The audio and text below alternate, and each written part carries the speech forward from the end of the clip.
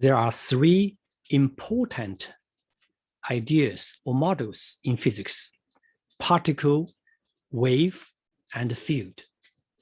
So today I'm going to discuss what is a field in physics. How many fields do you know? Perhaps many of you have known that gravitational field, electrical field, yes, magnetic field. Perhaps some of you even heard of Higgs boson field. But how do physicists develop the idea of the field and eventually develop abstract theory, both classical field theory and the quantum field theory, to describe the complicated system around us? That will be our discussing today. Welcome to Yong Tuition. This is a unique channel to explore and to share the knowledge about basic issues in physics and beyond. But before we go, would you like to subscribe and make sure you make some comment and pick up the like after watching this video, so that more viewers can come to this small community. Let's go.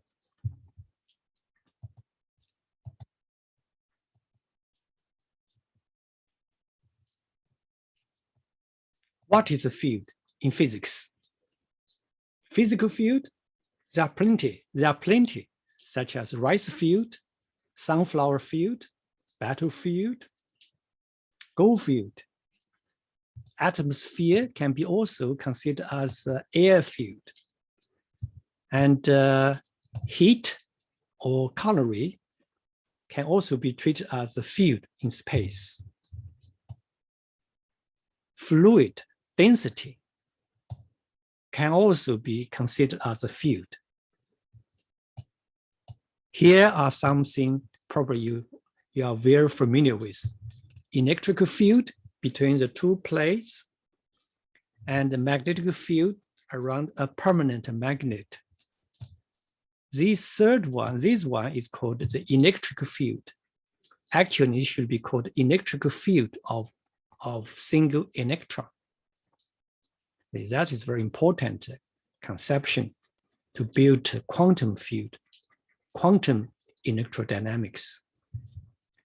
Microwave, we can also visualize microwave either in waveguide or in a free space. In this particular microwave field, we can see that the microwave is directionally emitted, so that more energy will focus on the direction, horizontal direction from the right to left. Gravitational field. So there are, perhaps we know that gravitational can be either described by Newton's gravitational universal gravitational law or Einstein's general relativity. In Einstein's general relativity, gravitational field is defined as curvatures of space-time. So in which that Newton's gravitation, we don't have to consider, we don't have to invoke gravitational force. Although this is a very abstract field theory, another abstract theory is called the quantum field. So if you have, after you start quantum mechanics, if you have chance, you are going to start one or few quantum fields, and in which that the field can exist even in the vacuum.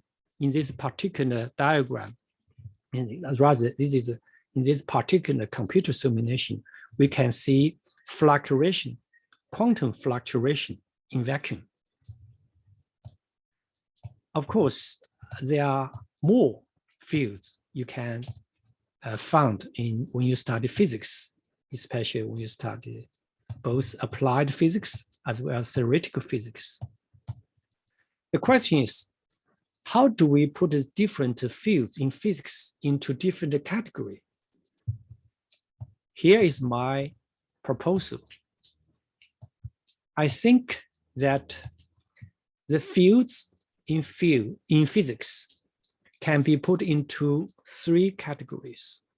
One is those fields that can be directly observed, such as matter field, such as the air density of atmosphere, the fluid, the condensed matter, the temperature distribution in space, heat flow, electrical force, magnetic force, gravitational force, because this field is made by quantities that can be experimentally measured.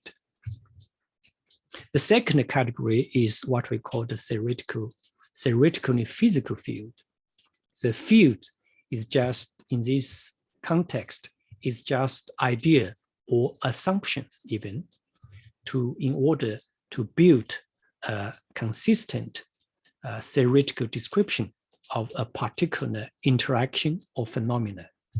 That will include the electromagnetic 4 potential or 4-dimensional potential, which can be used to derive the electrical and magnetic field we encountered in the electromagnetism. Gravitational field that can be considered as 2 types. First type is following the quantum field theory, that any interaction can be considered as exchange interaction, in which the field can be quantized as a particle. In this case, it's called graviton. Of course, another one is totally different idea that is developed by Albert Einstein in his general relativity, in which Newton's conception of gravitational force is abandoned and is replaced, which is replaced by so-called the curvatures in space-time. So that is what we call the gravitational field. Another abstract idea is quantum field. Quantum field, including any interactions, there are not many, there are just 4. Actually, 3 of them so far has been described by same formalism,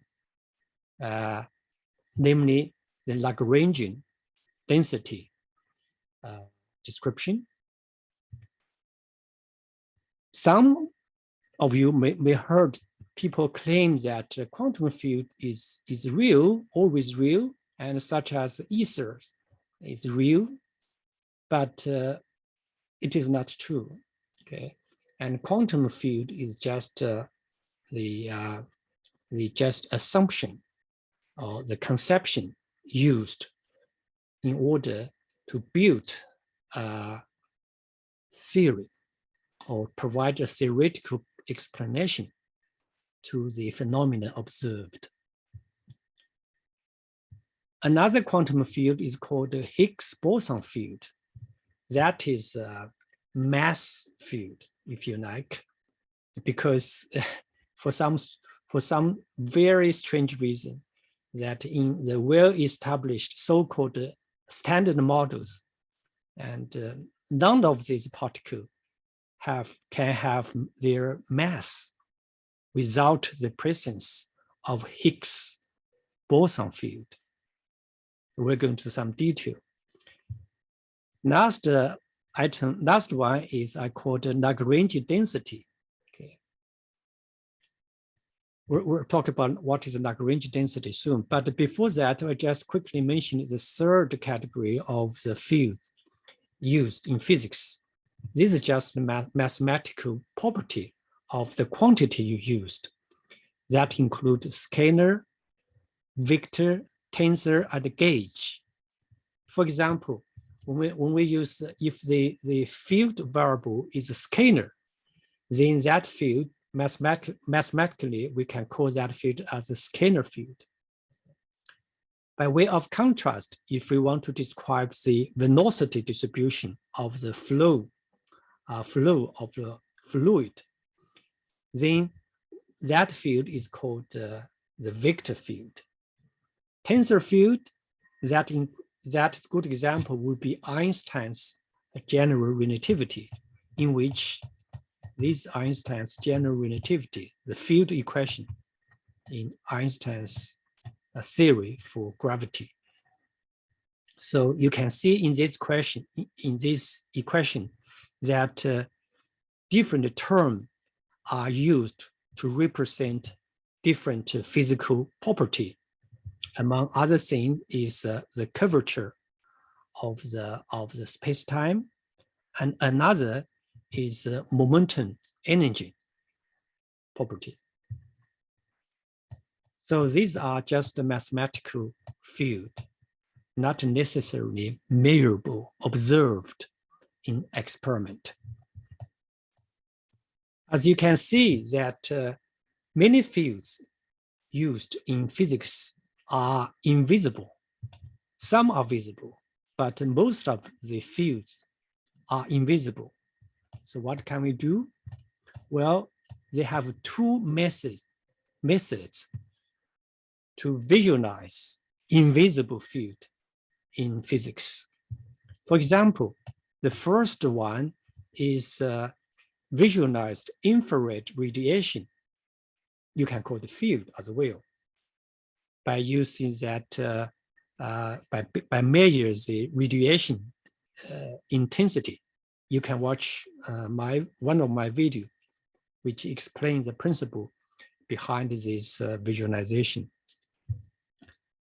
And this one is called Scalering imaging. It's a very useful method to visualize the density, the airflow in space.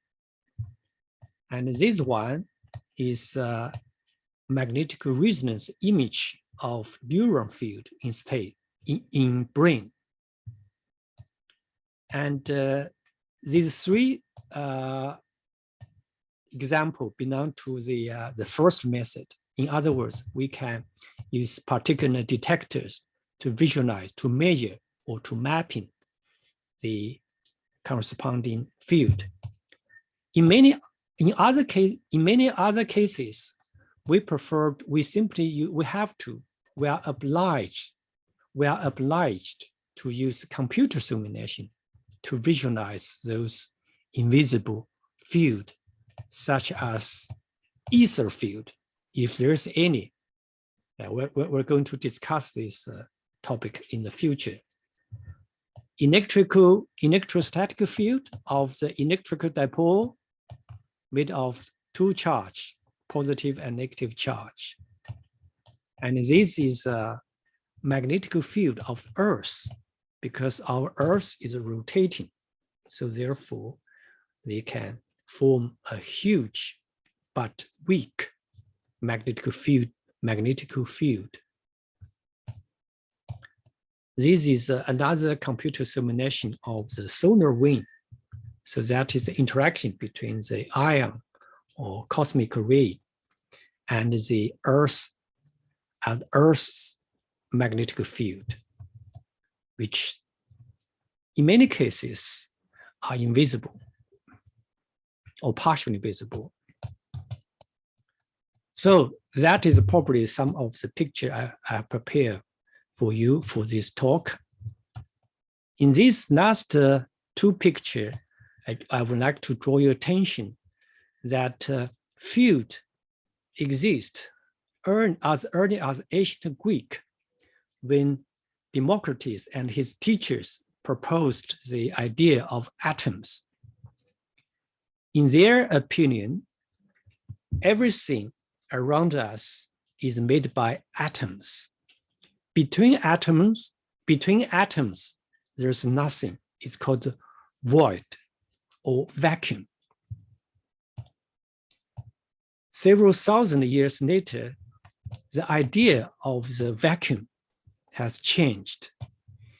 In quantum field theory, even in the vacuum, we can actually predict or describe certain physical activity.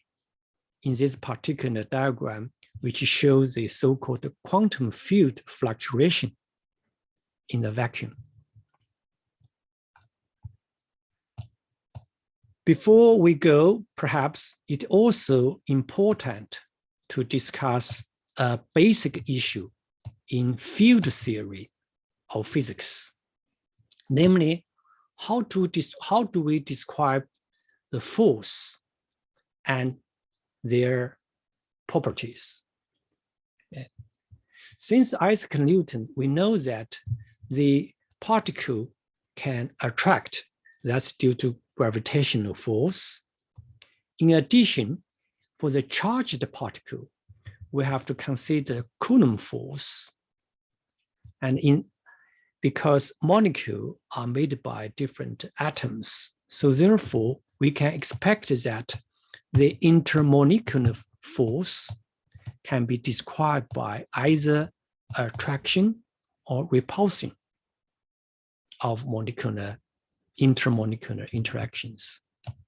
So the first diagram is that the force between the van der Waals molecules, which is ideal models, that the model has rigid, is made by rigid ball, and they all will have weak attraction. A more realistic description of intermolecular force is the force diagram in the middle. From here, you can see as the intermolecular distance change, the interaction starting from weak, almost zero, to became attraction. But as the intermolecular distance decrease, eventually they became repulsion. So that is how we use force to describe the interaction among particles. The third force diagram represents the interaction between two protons. We know that for the positively charged proton, the Coulomb force is repulsive. So as the distance decreases, the Coulomb force will increase very quickly. In order to explain that the stability of nuclei we observed in nature, we have to introduce what we call a strong force, which is attractive force, which is a short range as well. When the two protons getting very close, then the strong force will appear. And this force is stronger than the Coulomb force, so that we can obtain a stable nuclei. So this is a traditional way to use force to describe the interaction between the two particles. Alternatively, even in classical physics, we can introduce either the field potential or the potential energy to describe the interaction between two particles. In this case, for example, to describe the intermolecular interaction, we can either use this force diagram, or we can use this under this diagram, which gives which is origin color, which gives similar but slightly different variations or distance dependent of this potential or potential energy. As you can see that in the force description, when the intermolecular force becomes zero, and that potential energy reach to its minimum. So this is idea to using the potential energy to describe the interaction between the two particles. Because after all, both the field and the field strength, both the force and the field strength can be deduced mathematically or equivalently. Another important idea to use the field to describe the interaction in physics is just to use what we call the harmonic oscillator. Can you see that? In many cases, near the equilibrium state, we are dealing with this the minimum region. So if we enlarge this region, we can see that we can approximate this energy profile as a harmonic oscillator. So harmonic oscillator is being widely used as a model to describe that interaction between two molecules or two objects. So you can see that in quantum mechanics, the outcome is different because the quantum mechanics is different from the Newton's mechanics. In this diagram, you can see that the energy is no longer continuous, but discrete. Interesting enough, perhaps you have, this is the lowest energy, is called zero-point energy, which is associated with observed Casimir effect. If you're interested in Casimir effect, we can discuss this topic in the future. But anyway, this is just introduction to describe how we eventually use the field and the potential to describe the interaction. Once we have accepted that the field can be used to describe the interaction between particles, then the next question is, how do we develop a proper field theory to describe the fundamental interactions in nature? That will be our next discussion. In this, from this illustration, you can see that the story is long, and starting from Lagrange's analytical mechanics, eventually we can work out a general formula called the Lagrange equation. And based on this idea, different quantum field theory were proposed.